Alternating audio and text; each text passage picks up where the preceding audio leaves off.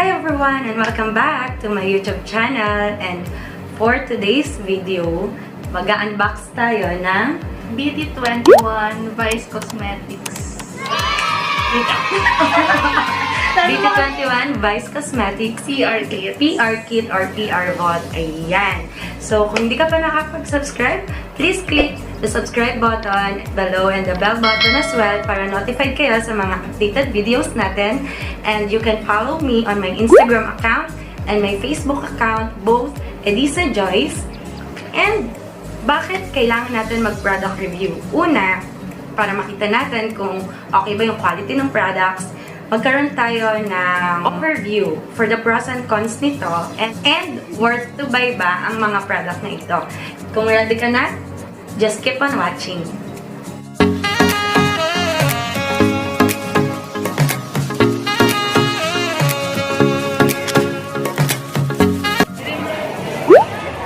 Dahil sa kanya,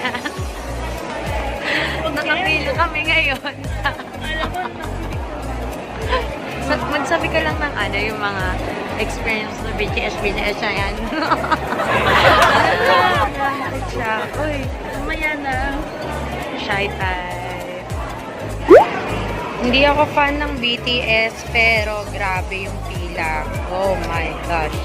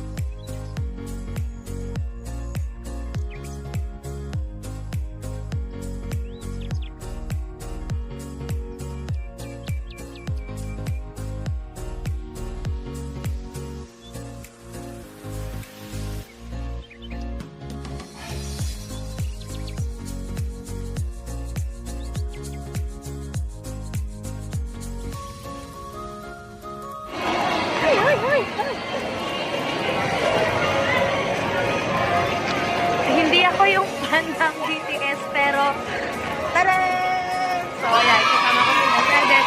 After 3 hours. 3 hours na wakas. Woo! Pauwi na kami. Yay! Let's go. Sabi mo, titignan mo. Magkano ito? Yan ang gusto niya ito eh. Oo, napanood mo naman pala eh. Launching daw na. Dapat pala si mama na lang nag-YouTube.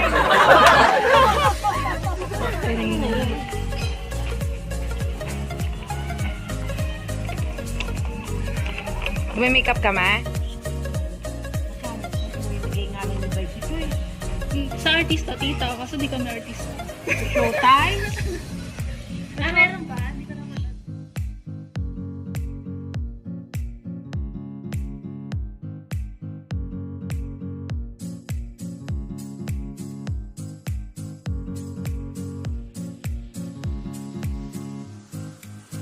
Kanina, actually, matagal niya nang sinansakin yung BTS partnership ni Vice na cosmetics nga, and nainganyo ako actually. I'm not a fan of BTS or BT21, hindi ko sila kilala, pero siya, yes. Pero na-attract ako. Army. Pero na-attract ako dun sa makeup niya.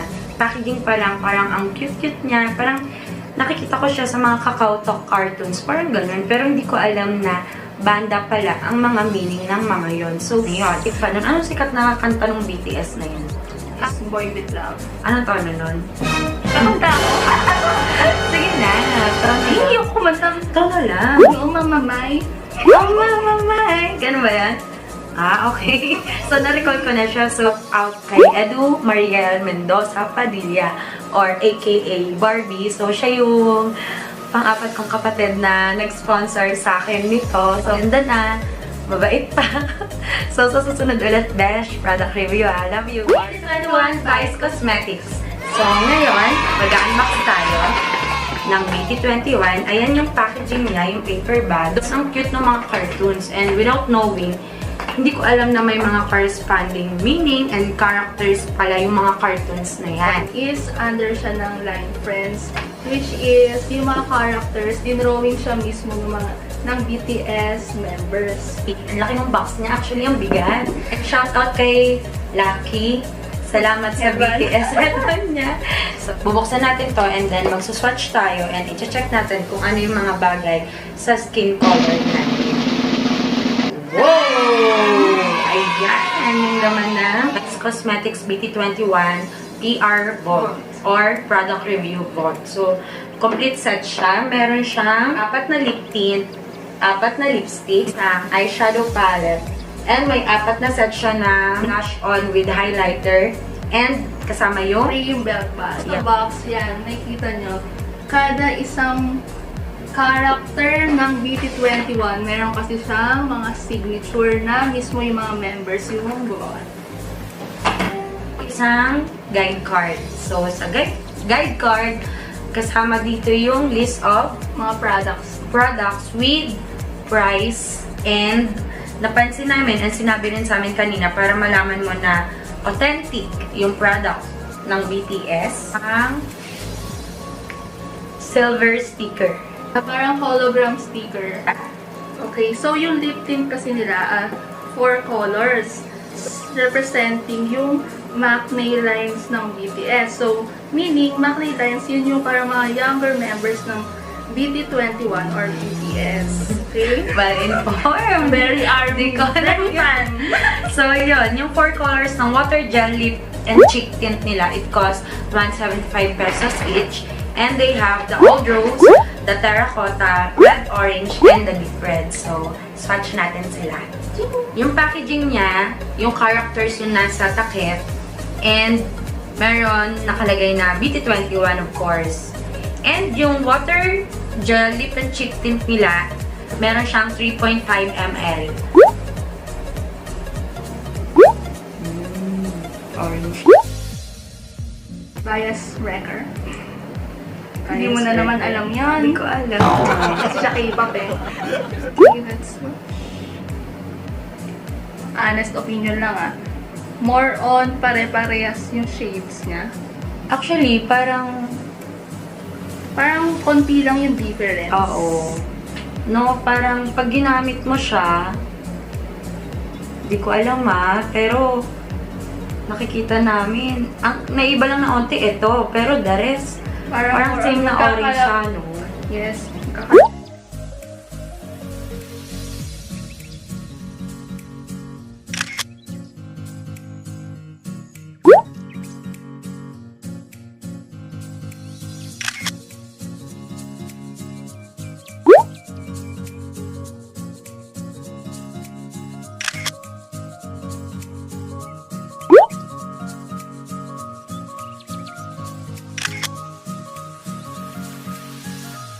Kamusta yung insights mo, yung quality nung lip and cheek tint nila?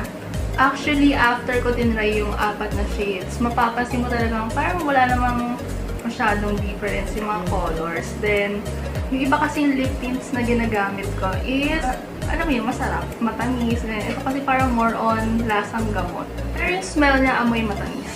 Parang kailangan mong i-apply ng maraming beses para makuha mo talaga yung color niya. Yung insights niya about sa... So, next, itry naman natin ang kanyang Phenomenal Velvet Single. So, this cost 225 pesos each and 3 ml per bottle. Applicator is pareho nung mga normal na matte lipstick.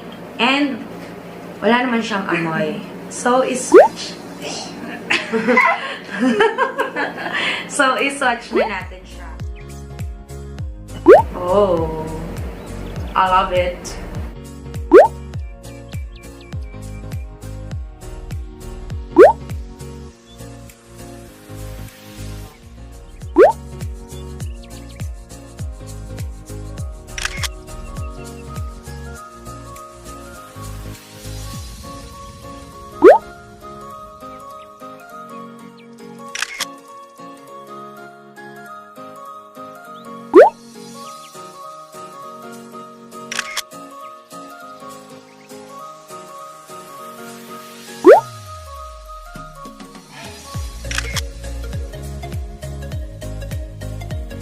Aura Duo Blush and Glow, 245, 7 grams, and smooth, vibrant, and buildable. So, check natin kung buildable siya.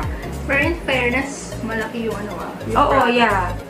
Parang sulit na talaga siya sa price niyang 245. Yes, meron ka ng blush on, meron ka pang highlighter. So,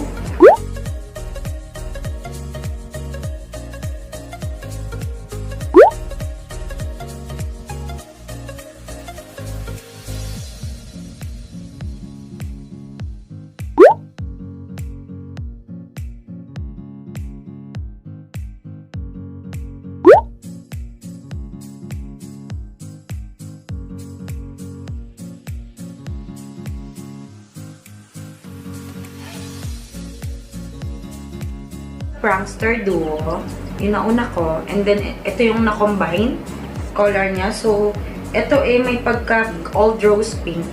And yung pangalawa, Planet BT, pack na blush on niya. Pero shade of pink pa rin. Pero ito mas matapang yung pagka-pink niya. And then sa'yo, okay, yung sa akin naman is, the first one is Superstar, which is more on old rose yung color niya. Good for morena skin. Then, the second one is Universe Star. Yan. More on peach yung color niya. And, mapapansin natin mas pack yung highlight niya compared dun sa mismong blush. so tip lang guys, kapag super strong na yung color sa lips na ginamit mo, dapat yung blush on mo is medyo light para mabalance mo siya. And kapag sobrang strong naman yung sa cheeks mo, kailangan light color naman sa lips mo. Magba-blush on tayo and mag-highlighter, okay?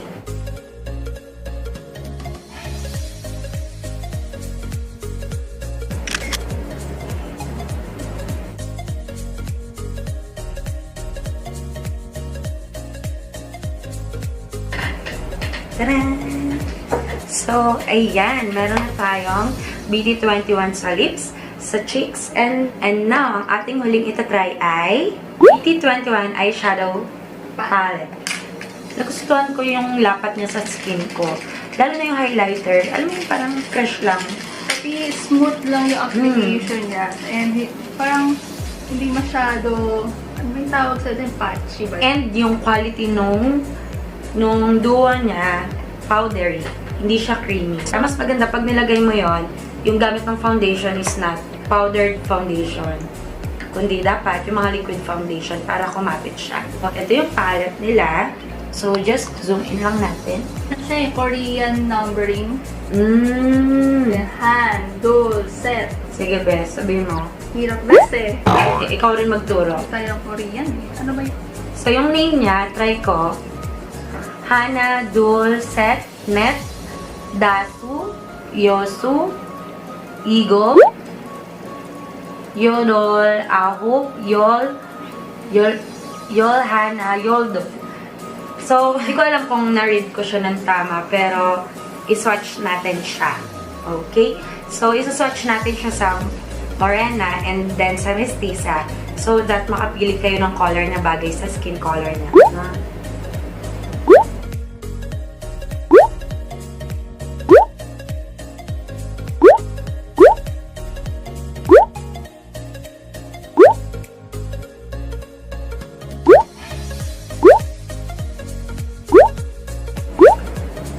Actually, best, ang nagustuhan ko dun sa eyeshadow palette niya, madami siya.